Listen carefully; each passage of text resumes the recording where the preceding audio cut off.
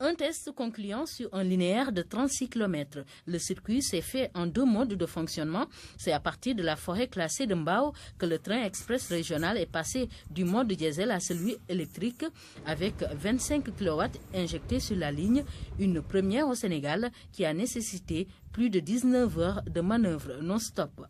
Il s'agissait donc au niveau de la station de Mbao, donc au niveau de la Sénélec, de faire des tests d'isolation de toute la trace du TR, faire aussi des tests de choc et aussi sécuriser donc la continuité ohmique pour que l'énergie injectée dans le tracé reste simplement sur les caténaires et soit entièrement isolée donc des rails. Ça a été concluant à partir de 5 heures du matin.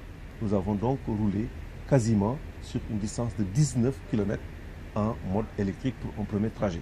Le train express régional à la gare de Diamniadio, il vient ainsi d'effectuer son premier roulage sur tout le tracé, un linéaire de 36 km avec succès.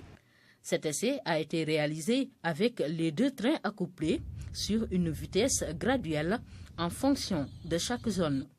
En fonction du niveau de tracé et du niveau de test, on a donc défini une échelle graduelle de vitesse. Donc aujourd'hui, il est possible, une fois qu'on aura bouclé cette batterie de tests, il sera possible de rallier Dakar à Pikine en 7 minutes, de rallier Dakar à Diamniadio en 25-28 minutes.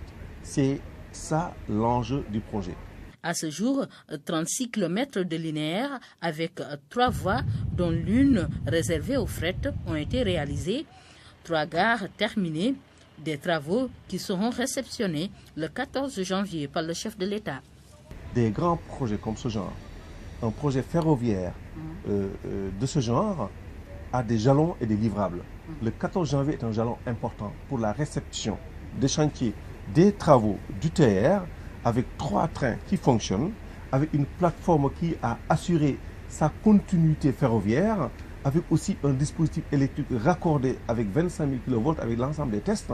Une fois que c'est terminé, on procède à des tâches d'intégration. Ces tâches d'intégration finies, on pourra maintenant parler de l'accès de l'usager à ce mode de transport. Un circuit aujourd'hui totalement sécurisé pour faciliter la mobilité des piétons. 3 ponts et 6 passerelles ont été réalisés. À terme, l'objectif est d'avoir des points de passage sur tout le linéaire distant de 325 mètres.